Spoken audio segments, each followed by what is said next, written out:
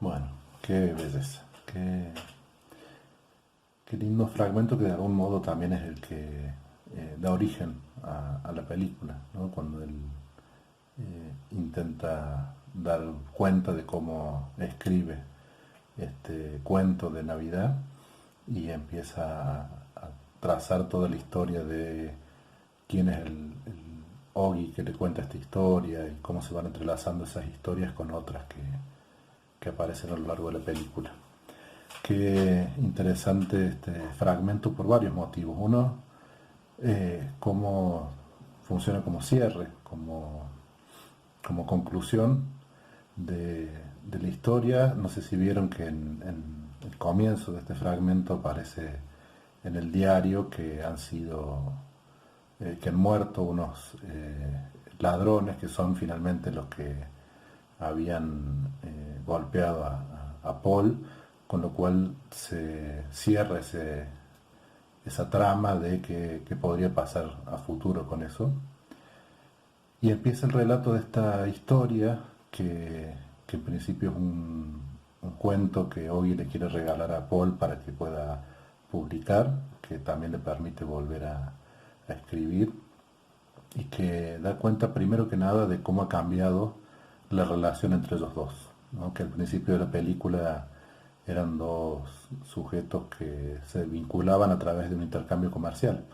Eh, Ogi sabía algo de la historia de Paul, que había muerto su mujer y cómo, y sabía que era escritor y que no estaba escribiendo, pero parece que no mucho más, y Paul veía a Ogi como el vendedor, y a lo largo de la película va descubriendo las facetas distintas de su personalidad y finalmente se va transformando en una amistad que en este fragmento queda explícito, ¿no? Cuando él dice, bueno, ¿para qué uno tiene amigos sino para contarle las historias si no puede confiar en ellos?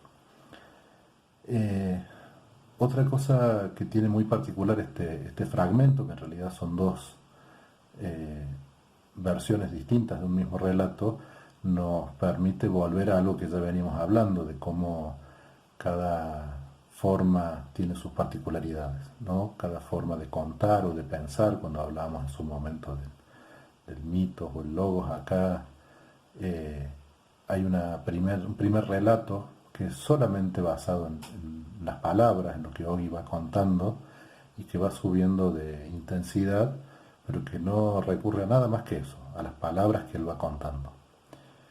Mientras eso, mientras uno va escuchando, la primera vez que vieron este fragmento, seguramente uno iba imaginándose cómo era ese momento, ese chico que había robado las revistas, cómo era el abuelo, cómo era el departamento. Eh, y sin embargo después aparece en imágenes la misma historia y seguramente no es exactamente como uno lo había imaginado, como uno lo había pensado, lo cual da cuenta de los límites que tiene también eso, el relato, que es muy potente para transmitir algunas cosas y a la vez es insuficiente para otras. Eh, y son en este caso dos versiones y podrían ser quizás más las que pudieran eh, relatar ese mismo evento, que está plagado, como decíamos hace un rato, de hechos azarosos, ¿no? Porque qué distinto hubiera sido todo si al chico que robó las revistas no se le hubiera caído la billetera en ese momento, o qué distinto si Vini, que es el dueño del local, no hubiera tenido un problema con su madre y por lo tanto se hubiera juntado con hoy esa noche y hoy hubiera pasado una Navidad más. Y sin embargo esas intervenciones del azar o de lo impensado hacen que esta historia sea la que es y no otra.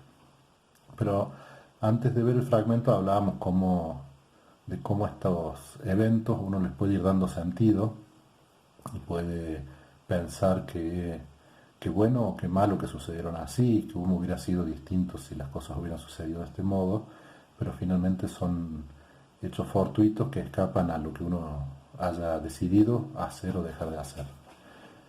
Sin embargo, en este fragmento empiezan a aparecer también otros hechos que podríamos considerar fortuitos o azarosos, pero que en realidad tienen la impronta decide. La primera decisión de hoy, cuando ve las fotos del ladrón, es no denunciarlo, porque él considera que no es tan importante lo que le han robado y sí el problema que eso le podría traer a este chico y a su familia cuando él ve las fotos de la familia.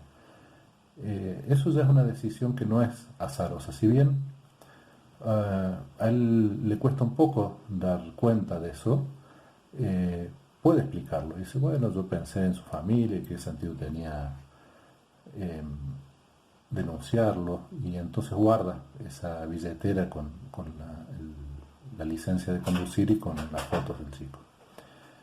Esa ya no es azar, eso ya no es una cuestión que escape a la voluntad de la persona, sino que la persona está tomando una decisión y hasta sabe más o menos por qué. Que después es más difícil de explicar cuando él toca la puerta de la abuela del chico y ante la confusión de la abuela decide no corregirla, decide no explicarle quién es él o por qué está allí, sino tomar el lugar de ese nieto. Él dice que no lo tiene claro, que no sabe por qué lo hizo y sin embargo tampoco es una decisión azarosa porque de algún modo tiene que ver con quién es él, con qué él hace él ahí, con su propia trayectoria. Ahí hay algunos indicios de lo que después vamos a empezar a trabajar que tiene que ver con los aspectos más inconscientes de las cosas que uno hace. ¿Sí? Hay cosas que pueden ser externas como lo puramente azaroso y hay situaciones y decisiones que uno puede confundir con el azar, con que fue así porque sí, y sin embargo tienen una atadura a quién es uno, a la historia que uno tiene, a cómo uno ha ido formándose. Hemos hablado un poco de los aspectos inconscientes y vamos a seguir más adelante trabajando con eso. Y lo último que me gustaría destacar de este fragmento es que hace un rato hablábamos del sentido que uno tiene que darle, tanto a lo azaroso como a lo que ha dependido de las propias decisiones, sean conscientes o inconscientes. Pero no siempre esto es posible en la soledad. Hoy seguramente he pensado muchas veces sobre esta situación y sobre este episodio con la abuela de Roger y recién cuando se lo cuenta a Paul recibe una mirada totalmente distinta. ¿Sí? Paul hace hincapié en el buen gesto que tuvo él y que finalmente la abuela pasó su última Navidad siendo feliz con él. Y hoy dice, nunca lo había pensado así. Es decir, que recién cuando él puede confiar en alguien y contarle sus aspectos en principio más negativos, porque él relata ese episodio con culpa y siente que le ha mentido y que le ha robado a esa mujer. Y en la mirada de Paul está primero el perdón, digámoslo así, la disculpa de finalmente esa cámara que él robó era robada, por lo tanto no era el dueño a quien él se la robó. Y por otro lado esto que es cómo puede haber impactado en esa mujer esta mentira compartida, porque también hoy lo dice al principio, él no cree que la mujer haya creído en su mentira, sino que decidió que iban a compartir ese momento de felicidad y de encuentro, aunque fuera ficticio. Y Ogi, que hubiera estado solo en su casa, y ella que hubiera estado sola, pueden compartir ese momento que después Paul le significa, le da la trascendencia de esa mujer pasó su última Navidad seguramente con vos y la pasó siendo feliz.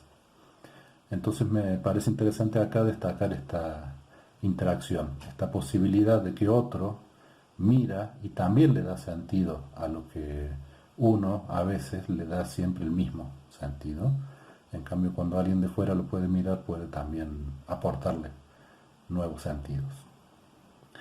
Lo último que quería dejarles hoy es una pequeña tarea, porque acá con Gastón extrañamos mucho la interacción y la posibilidad de escucharlos. Así que una forma que se nos ocurría es que nos manden a través del grupo de WhatsApp o individualmente un brevísimo relato de algún episodio que ustedes consideren que haya sido azaroso y a la vez significativo en sus vidas. Es decir, que rastreen en sus recuerdos algún episodio que creen que era imprevisto, que fue imposible de encajar con una cadena de sentido y que sin embargo crean que haya sido importante para ustedes. Estaría bueno que lo puedan mandar, así lo pensamos un poquito más entre todos. Mientras tanto, seguimos preparando las próximas clases y nos vemos pronto, ¿sí? Ojalá ya pronto podamos vernos en persona, mientras tanto disfrutemos del contacto, aunque sea a través de este medio. Se los extraña. Nos vemos pronto. Chao, chao.